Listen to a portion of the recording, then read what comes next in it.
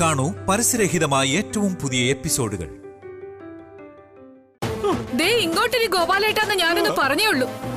ഇയാള് കൃഷ്ണൻകുട്ടിച്ചേട്ടന്റെ കഴുത്തിന് കയറി ഒരു കുത്തിപ്പിടുത്തം. നീ എന്റെ മകളെ സമാധാനമായിട്ട് ജീവിക്കാൻ അനുവദിക്കില്ല അല്ലേടാന്ന് പറഞ്ഞു. നിനക്ക് ഞങ്ങളെ വേണ്ടെന്നുണ്ടെങ്കിൽ അങ്ങ് പറഞ്ഞാ മതി, ഞങ്ങളങ്ങ് ഒഴിഞ്ഞു വന്നേക്കാം. നീ നിന്റെ ഭാര്യയും കൂടി സുഖമായിട്ടങ്ങ് ജീവിച്ചോ. അല്ലെങ്കിലും ഞങ്ങൾക്ക് ഇനി അധികം ആയുസൊന്നും പറഞ്ഞിട്ടില്ലല്ലോ. റോഡിൽ കിടന്ന് ചത്താലും ഒരു പട്ടി പോലും ചോദിക്കാൻ വരത്തില്ല. മോനെ, ഇവര് പറയുന്നൊന്നും അച്ഛന്ന് ഞാൻ വിളിച്ചിട്ടുണ്ട്. അതെന്റെ അച്ഛനോടുള്ള അതേ ബഹുമാനം കൊണ്ട് മാത്രമാ. പക്ഷേ ആ വിളിക്കുള്ള അർഹത നിങ്ങൾക്കില്ല. ചൊല്ലും വിളിയില്ലാത്തതിന്റെ കുറവ് നല്ലോലുണ്ട് നിങ്ങളുടെ മോക്ക്. വീട് നോക്കുന്ന ഒരു അച്ഛനുണ്ടായിരുന്നെങ്കിൽ ഭർത്താവിനെ അനുസരിക്കേണ്ടവളാണ് ഭാര്യ എന്നുള്ള ബോധ്യം അവൾക്ക് ഉണ്ടായേനെ. മക്കൾക്ക് നല്ല പാഠം ചൊല്ലിക്കൊടുക്കേണ്ട പ്രായത്തില് മറ്റൊരു പെണ്ണിനെ അന്വേഷിച്ചു പോയ നിങ്ങൾക്ക് മക്കളുടെ കുടുംബജീവിതത്തിനെ കുറിച്ച് അന്വേഷിക്കാനുള്ള അവകാശമോ യോഗ്യതയോ ഇല്ല. മോനെ, ഞാൻ ഇറങ്ങിപ്പോവാൻ എന്നെ കൊണ്ട് പറയിക്കരുത്. അത് എന്റെ സംസ്കാരത്തിന് യോജിച്ചല്ല.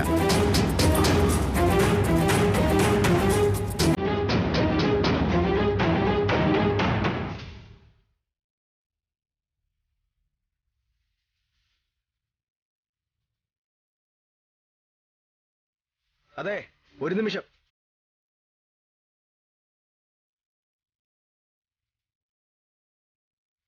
നിങ്ങളുടെ മകളുടെ രൂപത്തിനേക്കാൾ ഞാൻ സ്നേഹിച്ചത് അവളുടെ സ്വഭാവ നൈർമല്യത്തെയും നിഷ്കളങ്കതയാണ്. അതൊക്കെ വെറും ഒരു പുറമോടി മാത്രമായിരുന്നു ബോധ്യമായിക്കൊണ്ടിരിക്കുക ഓരോ നിമിഷവും. മനസ്സുകൊണ്ട് എത്ര അകന്നാലും ഗോപാലകൃഷ്ണനെ പോലെ മറ്റൊരു പെണ്ണിനെ തേടി പോവില്ല രാജീവ്. പക്ഷെ രാജീവിന്റെ ഹൃദയത്തിന്റെ വാതിൽ കൊട്ടിയടച്ചു കഴിഞ്ഞാൽ ശാരീരിക ഒരു മടങ്ങിവരവ് ബുദ്ധിമുട്ടാവും.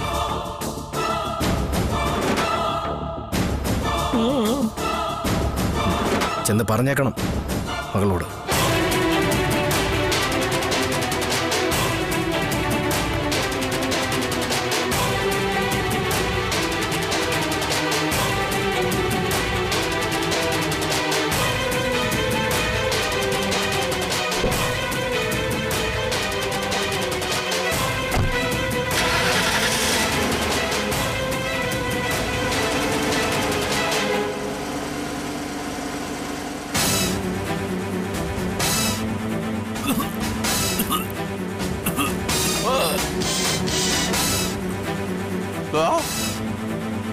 എന്റെ തൊണ്ട ഒട്ടിയിട്ടും നിനക്ക് ഇത്രയൊക്കെ ചോദിക്കാനും പറയാനുള്ളല്ലേ?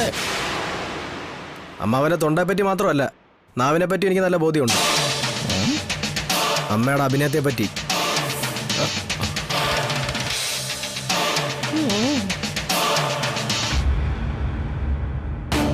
ഞാൻ സംയമനം പാലിച്ചോണ്ടാ, അല്ലെങ്കിൽ ഇന്നിവിടെ ഒരു ശവം വീണേനെ. വീഴാതിരുന്ന നന്നായി, അല്ലെങ്കിൽ അതും പൊക്കി എടുത്തേ തക്കലയ്ക്ക് പോകേണ്ടി വന്നേനെ. അവന്റെ ഒരു ഫ്രൂട്ട്സ് കേടത് എടുത്തോണ്ട് പോട്ടെ.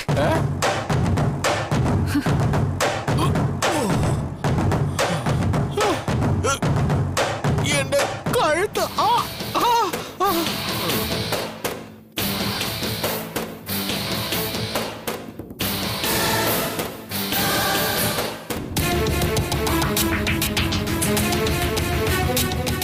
മനസ്സുകൊണ്ട് എത്ര അകന്നാലും ഗോപാലകൃഷ്ണനെ പോലെ മറ്റൊരു പെണ്ണിനെ തേടി പോവില്ല രാജീവ്.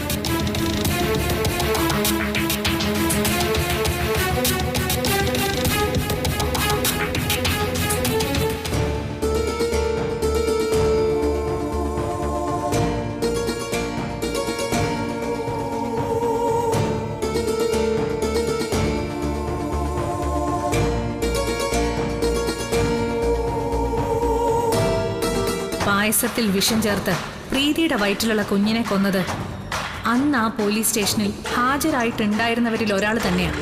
പിന്നെ ആരാന്ന് നീ പറയുന്നേ? ഞാൻ, ഈ സുസ്മിത.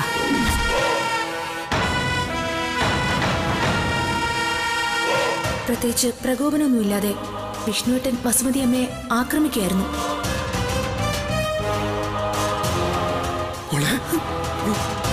നീ ഇപ്പോഴും വിശ്വസിക്കുന്നുണ്ടോ നമ്മൾ അമ്മ അത് ചെയ്തെന്ന്? തെറ്റ് ചെയ്തവർ ശിക്ഷ അനുഭവിച്ചേ മതിയാവും വിഷ്ണുവേട്ട.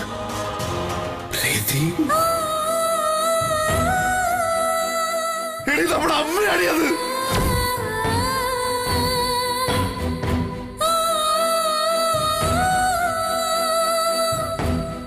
എന്റെ കുഞ്ഞിന്റെ ചോര വീഴ്ത്തിട്ടും പ്രാണൻ എടുത്തിട്ടും നിനക്കൊന്നും തൃപ്തിയായിട്ടില്ല അല്ലേ? ഇറങ്ങടി ഈ വീട്ടിൽ.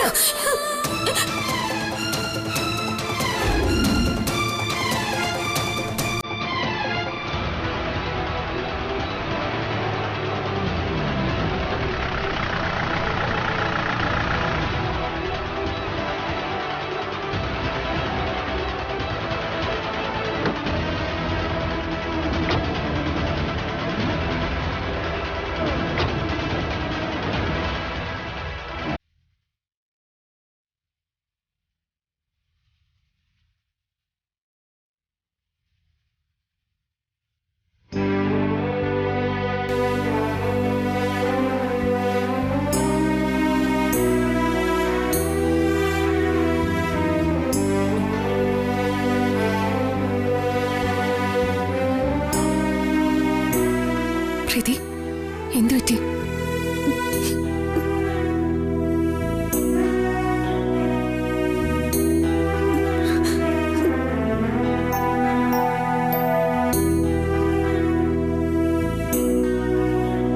വിഷ്ണുട്ട, എന്താ മോളെ, നിനക്ക് അവിടെ എന്തെങ്കിലും പ്രശ്നമുണ്ടോ? വിഷ്ണുട്ട, ഞാൻ ഈ കാലിലൊന്ന്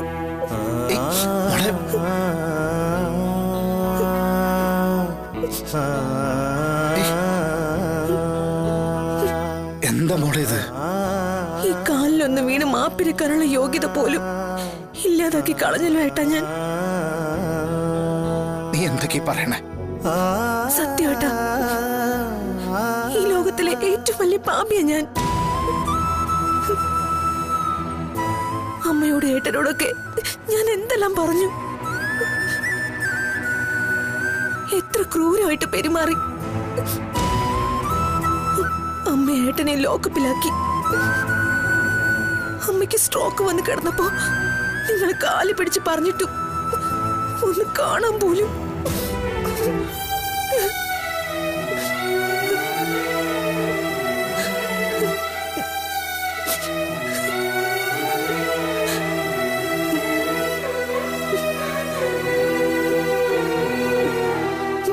പ്രീതി, സത്യത്തിൽ നിന്നോടാണ് ശാലിനി ഞാൻ ഏറ്റവും കൂടുതൽ മാപ്പിരക്കേണ്ടത്.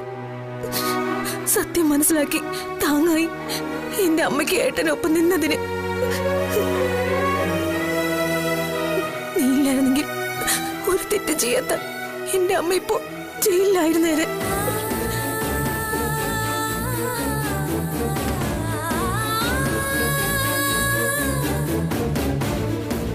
മാപ്പിരക്ക് ഞാൻ രണ്ടുപേരോടും. പൊറുക്കണം. രണ്ടാളുടെയും കാൽക്കൽ വീണ് മാപ്പ് ചോദിച്ചതായിട്ട് കരുതണം. പ്രീതി, അങ്ങനൊന്നും പറയല്ലേ. നീ ഒരു തെറ്റും ചെയ്തതായിട്ട് ഞങ്ങൾക്ക് തോന്നിയിട്ടില്ല. പിന്നെ എങ്ങനെയാ ഞങ്ങൾ നിനക്ക് മാപ്പ് തരുന്നത്?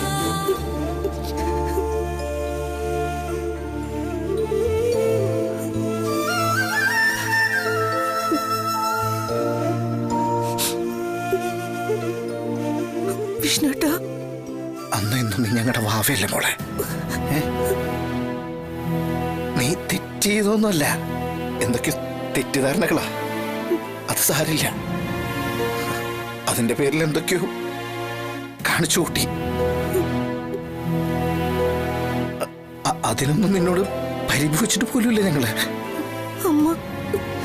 അമ്മ എന്നോട് ഏതെങ്കിലും കാലത്ത് ക്ഷമിക്കൂ ഏട്ടാ.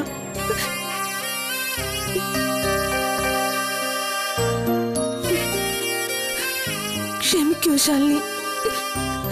പ്രീതി, നിനക്കൊരു സത്യം അറിയോ? എല്ലാ രാത്രിയും നിന്നെ ഓർത്ത് സങ്കടപ്പെടുക സത്യമ്മ. ആ പാവ ഉറങ്ങാറുണ്ടോന്ന് സംശയം. സത്യാമ്മയുടെ വിഷമം കണ്ടിട്ട് ഞങ്ങൾ ഓടി ഓടി നിന്റെ അടുത്തോട്ട് വന്നുകൊണ്ടിരുന്നു. സത്യാമ്മ അല്ല പായസത്തിൽ വിഷം കലർത്തിയെന്ന് നിനക്ക് എങ്ങനെയാ മനസ്സിലായേ? അർജുനേട്ടന്റെ അമ്മ അക്കാര്യം ചിത്രയോട് പറയുന്നത് ഞാൻ കേട്ടതാ.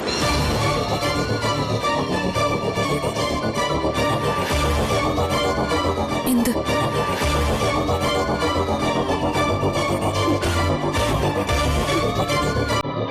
സുസ്മിത അത് ചെയ്തതെന്ന്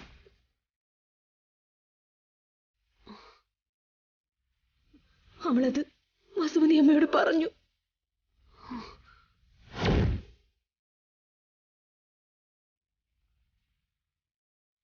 ഇനി ഇതിനും കൂടുതൽ തെളിവൊന്നും വേണ്ടല്ലോ ശാലിനി. ഇനി ഞാൻ അവൾക്ക് മാപ്പ് കൊടുക്കില്ല. അമ്മ കിടക്കേണ്ടിരുന്ന ജയിലിൽ കിടക്കാൻ തയ്യാറാ ഞാൻ. അതാണോ വിഷ്ണുവേട്ട ഇതിനുള്ള പരിഹാരം? അതിനു വേണ്ടിയാണ് നമ്മൾ ഇത്രയും നാള് കാത്തിരുന്നത്. സുസ്മിതയെ പൂട്ടുന്നത് എല്ലാ തെളിവുകളോടും കൂടിയാവണം. ജയിലിൽ കിടക്കേണ്ടത് സത്യാമ്മയോ വിഷ്ണുവേട്ടനോ അല്ല. തെറ്റ് ചെയ്ത അവള് സുസ്മിതയായിരിക്കണം.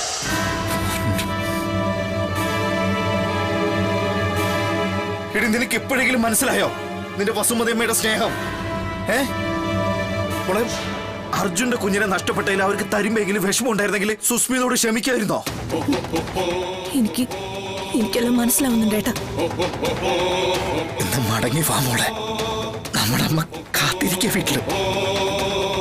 മടങ്ങി വരണം. അമ്മയോട് മാപ്പിരക്കണം. അതിനു മുൻപ് ചെറുത് ചെയ്തു തീർക്കാനുണ്ട് എനിക്ക്.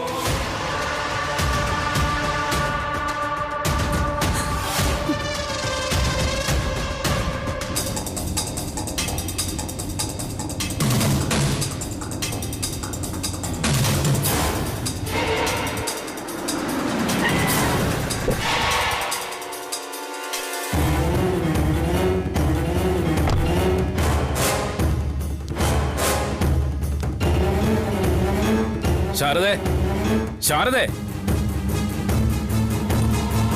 ശാരികേ, ശാരികേ,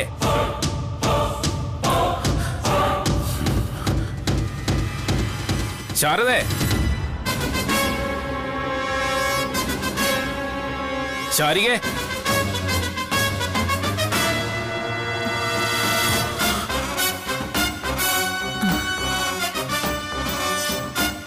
ശാരിക ഇവിടെ ഇല്ലേ? എന്താ ഗോപാലേട്ട കാര്യം? നീ അവളെ വിളിച്ചാ മതി. ശാരികയെ വിളിക്കാൻ.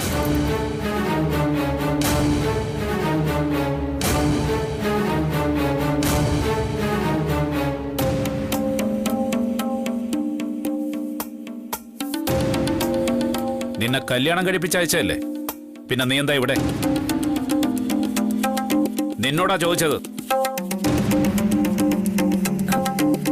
ഗോപാലേട്ട, ഇപ്പൊ അവളോടൊന്നും ചോദിക്കണ്ട. എന്ത് ചോദിക്കണ്ടെന്ന്? ശാരദേ, നീ ഒറ്റ ആളാ ഇതിനൊക്കെ കാരണം. പെൺമക്കളെ കല്യാണം കഴിപ്പിച്ചയച്ച വീട്ടിൽ ചില പ്രശ്നങ്ങളൊക്കെ ഉണ്ടായിരുന്നിരിക്കും. എന്തെങ്കിലും നിസ്സാര കാര്യം പറഞ്ഞ് അവര് കരഞ്ഞോണ്ട് ഓടി വന്ന പായ വിരിച്ചു കൊടുക്കുകയല്ല വേണ്ടത്. കാര്യങ്ങൾ പറഞ്ഞു മനസ്സിലാക്കി തിരിച്ചയക്കണം. നമ്മൾ ഇടപെടേണ്ട പ്രശ്നമാണെങ്കിൽ ഇടപെട്ട് പരിഹരിക്കണം. പിന്നീട് അത് ആവർത്തിക്കാതെ നോക്കണം. അല്ലാതെ കെട്ടിപ്പൊതിഞ്ഞു വയ്ക്കുകയല്ല വേണ്ടത്. പെങ്കൊച്ചുങ്ങളെ വീട്ടിൽ നിന്ന് പോവും. പ്രശ്ന പരിഹാരത്തിന് ഞാൻ ശ്രമിച്ചതാ. ശ്രമിച്ചാ പോരാ, പ്രശ്നത്തിന് പരിഹാരം ഉണ്ടാക്കണം. ആ, ഞാനുണ്ടാക്കാം പരിഹാരം.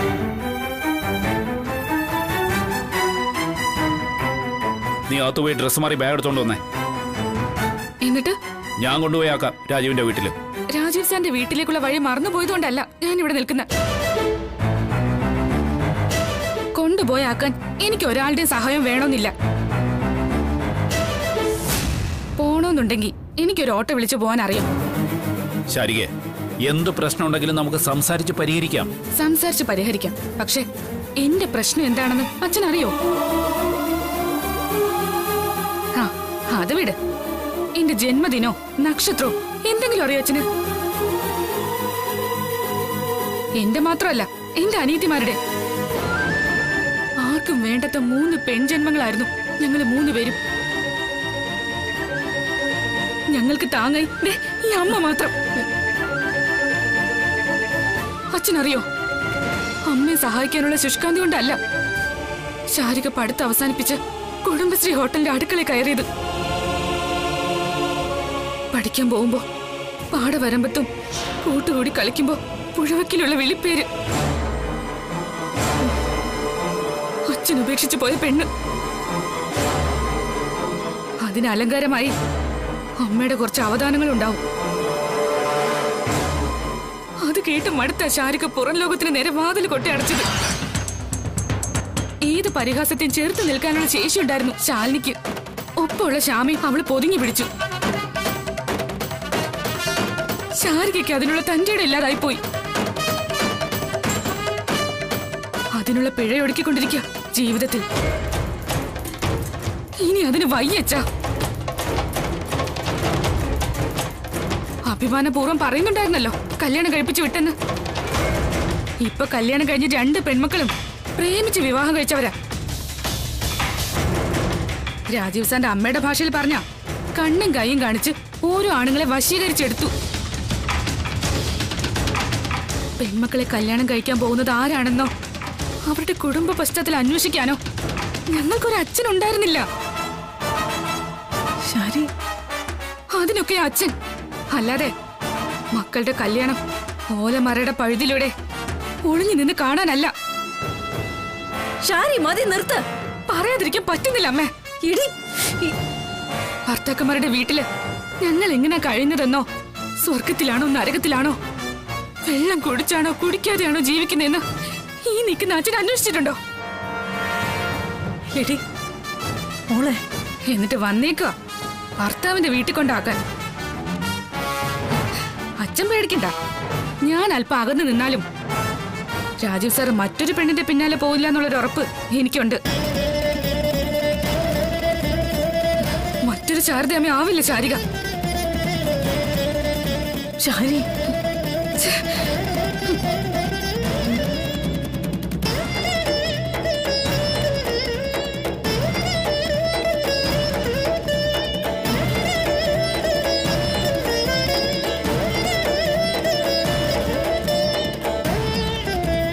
ഗോപാലേട്ടാ, അവള് വേറെ ചില കാര്യങ്ങളിൽ സങ്കടപ്പെട്ടിരിക്കുകയായിരുന്നു. അതാ ഗോപാലേട്ടനോട് ഞാൻ സംസാരിക്കണ്ടെന്ന് പറഞ്ഞത്. സാരമില്ല, അവള് പറഞ്ഞതെല്ലാം ശരി തന്നെയാ. എനിക്കിതിനൊന്നും അർഹതയോ യോഗ്യതയോ ഇല്ല. കുറച്ചു കാലം കൂരിരുട്ടിലായിരുന്നു ഗോപാലകൃഷ്ണൻ. പ്രകാശത്തിന്റെ ഒരു നാളം കണ്ടപ്പോ വീണ്ടും ജീവിതത്തിൽ വിളിച്ചുകൊണ്ടാവുന്ന പ്രത്യാശിച്ചുപോയി. സങ്കടങ്ങൾ മറയ്ക്കാൻ മനസ്സുകൊണ്ട് അച്ഛൻ്റെ ഒരു കുപ്പായം നെയ്തു. പിന്നെ അതിനുള്ളിലൊരു സ്വപ്ന ജീവിതവും. ഇടയ്ക്കിടെ ഭക്ഷണം കഴിക്കാനെന്ന ഒഴിവ് കഴിവിൽ ഞാനിങ്ങോട്ട് വരുന്നത് നിന്റെ സാമീപ്യം കൊതിച്ചല്ല ശാരദേ. എന്റെ മക്കളെ ഒരു നോക്ക് കാണാൻ പറ്റിയാലോ എന്ന പ്രത്യാശയില്ല. ആവശ്യത്തിലധികം പണം ഉണ്ടാക്കണമെന്നായിരുന്നു ജീവിതത്തിന്റെ ലക്ഷ്യം.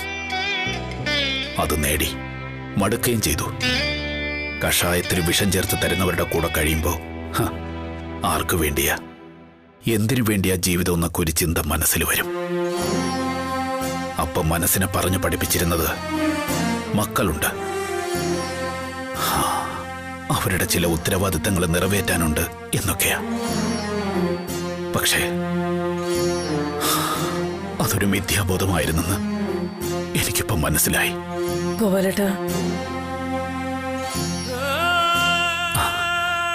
അച്ഛൻ വേഷം അണിഞ്ഞ് അഹങ്കരിച്ച് നടന്നിരുന്ന ഗോപാലകൃഷ്ണൻ എന്നൊരു വിഡ്ഢി, പമ്പര വിഡ്ഢി, ആവേശം അഴിച്ചു വെച്ച് ഞാനിപ്പോ അടിയിറങ്ങാ ശാരദേ. അയ്യോ ഗോപാലേട്ടാ, അയ്യോ.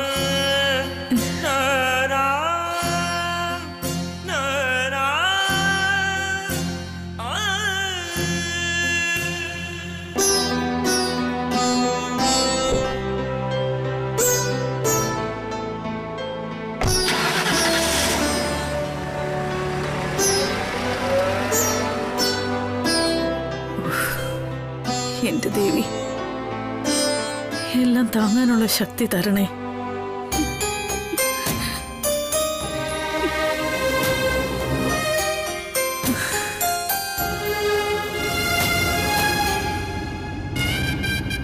ഭർത്താക്കന്മാരുടെ വീട്ടില് ഞങ്ങൾ എങ്ങനെ കഴിയുന്നതെന്നോ, സ്വർഗത്തിലാണോ നരകത്തിലാണോ, വെള്ളം കുടിച്ചാണോ കുടിക്കാതെയാണോ ജീവിക്കുന്നതെന്ന് ഈ നിൽക്കുന്ന അച്ഛൻ അന്വേഷിച്ചിട്ടുണ്ടോ?